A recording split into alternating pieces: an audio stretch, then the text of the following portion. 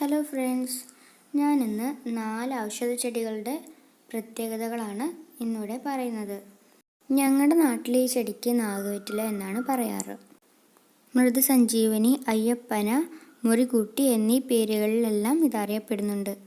മുറികൂട്ടി എന്നറിയപ്പെടുന്ന മറ്റൊരു ചെടി കൂടെ ഞങ്ങളുടെ നാട്ടിലുണ്ട്. അത് ഞാൻ അവസാനം കാണിക്കാം. നാഗവെറ്റില കൂടുതലായി ഉപയോഗിക്കുന്നത് പൈൽസിനാണ്. ഈ ചെടിയുടെ ഇല അരച്ച് ഇതിൻ്റെ നീര് പാലിലോ വെള്ളത്തിലോ മിക്സ് ചെയ്ത് വെറും വയറ്റിൽ രാവിലെ കുടിക്കാം. ഇല ചവച്ചരച്ച് തിന്നാലും മതി. വായ്പുണ്ണിന് ഇതിൻ്റെ 2-3 ഇല എടുത്ത് വായയിലിട്ട് ചവച്ചരച്ച് തുപ്പിയാൽ മതി. കടന്നൽ, തേനീച്ച തുടങ്ങിയ പ്രാണികൾ എന്തെങ്കിലും നമ്മുടെ ശരീരത്തിൽ കുത്തിയാൽ ആ ഭാഗങ്ങളിൽ നാഗവെറ്റിലയുടെ ഇല വെച്ച് ഉരച്ചാൽ തണർത്ത് പൊന്തിയതെല്ലാം പെട്ടെന്ന് മാറിക്കിട്ടും.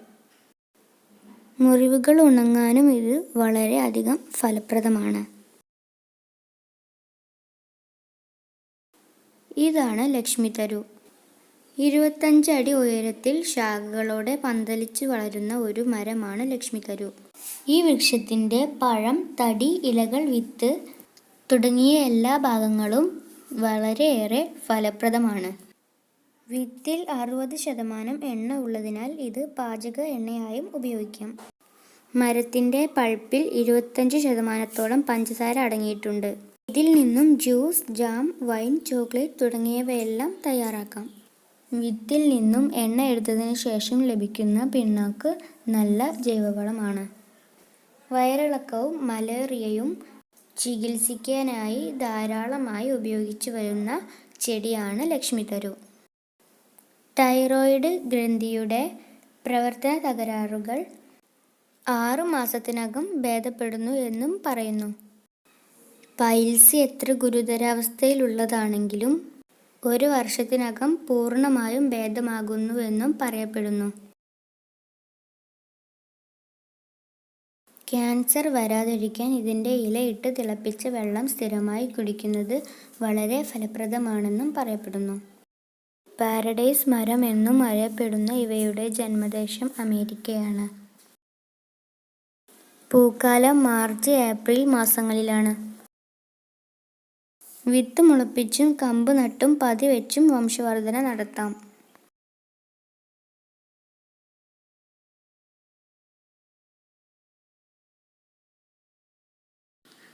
ഇത് തിപ്പല്ലി എന്ന പേരിൽ അറിയപ്പെടുന്ന ഒരു ഔഷധസസ്യമാണ്. രോഗാണുക്കളെ നശിപ്പിക്കാൻ കഴിവുള്ള ഒരു ഔഷധ ചെടിയാണ് തിപ്പല്ലി. ഓർമ്മശക്തിക്കും ബുദ്ധിശക്തിക്കുമെല്ലാം ഔഷധമായി ഉപയോഗിക്കുന്നു. ഹീമോഗ്ലോബിൻ വർദ്ധിപ്പിക്കാനും അതിനുള്ള അരിഷ്ടത്തിലുമെല്ലാം തിപ്പല്ലി ഉപയോഗിച്ചു വരുന്നു. തിപ്പല്ലി നെയ്യിൽ വറുത്തു പൊടിച്ചത് എത്ര ശക്തമായ ചുമയ്ക്കും ആശ്വാസം നൽകാൻ കഴിവുള്ള ഒന്നാണ്. തിപ്പല്ലി പൊടിച്ച് തേൻ ചേർത്ത് കഴിക്കുന്നത് വളരെ നല്ലതാണ്. ദഹനക്കേട്, ചുമ, വിശപ്പില്ലായ്മ, ശ്വാസമുട്ടൽ എന്നിവയ്ക്കൊക്കെ ഉപയോഗിക്കാം. തിപ്പല്ലി പൊടിച്ച് ശർക്കര കൂട്ടി കഴിക്കുന്നത് വയറ്റിലെ അസ്വസ്ഥതകളൊക്കെ കുറയ്ക്കാൻ സഹായിക്കും.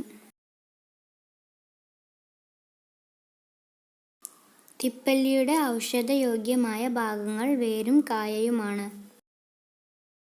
തിപ്പല്ലി കൊണ്ട് അരിഷ്ടം, ലേഹ്യം എന്നിവയൊക്കെ തയ്യാറാക്കാറുണ്ട്. പ്രമേഹം, രക്തസമ്മർദ്ദം എന്നിവ കുറയ്ക്കാനും തിപ്പല്ലിക്ക് കഴിയും. ക്യാൻസറിനെ പ്രതിരോധിക്കാനും തിപ്പല്ലിക്ക് കഴിവുണ്ട്. തലച്ചോറിലെ ട്യൂമർ, ശ്വാസകോശം, കുടൽ എന്നിവിടങ്ങളിൽ ഉണ്ടാകുന്ന അർബുദം എന്നിവയൊക്കെ അകറ്റാനായിട്ട് ഇത് സഹായിക്കുന്നു. ഇതാണ് ഞാൻ നേരത്തെ പറഞ്ഞ മറ്റൊരു ഔഷധസസ്യമായ മുറിവൊട്ടി. വ്രണമൊട്ടി എന്നും പറയാറുണ്ട്. ഇന്തോനേഷ്യയിലെ ജാവയാണ് ഇതിൻ്റെ ജന്മദേശം. ഇപ്പോൾ ഇത് ലോകത്തിലെ എല്ലാ രാജ്യങ്ങളിലും കാണപ്പെടുന്നു. ഇതിൻ്റെ ബൊട്ടാണിക്കൽ നെയിം ഹെമിഗ്രാഫി കോളറൈറ്റ് എന്നും റെഡ് ഫ്ലെയിം ഐവി എന്നും മെറ്റാലിക് പ്ലാന്റ് എന്നൊക്കെയാണ്. ഇങ്ങനെയുള്ള പേരുകൾ ഈ ചെടിക്ക് കിട്ടാൻ കാരണം ഈ ചെടിയുടെ ഔഷധമൂല്യവും ഇതിൻ്റെ ലീഫിൻ്റെ പ്രത്യേകതകളുമാണ്. ഈ ലീഫിൻ്റെ അടിഭാഗം ഡാർക്ക് പർപ്പിൾ കളറും മുകൾ ഭാഗത്തായി ഗ്രീനും മെറ്റാലിക് സിൽവർ ഷെയ്ഡുമാണ് ഉള്ളത്. അതുകൊണ്ട് തന്നെ നമ്മുടെ ഗാർഡനിലൊക്കെ നടാൻ വളരെ ഭംഗിയുള്ള ഒരു ചെടിയാണ് ഇത്.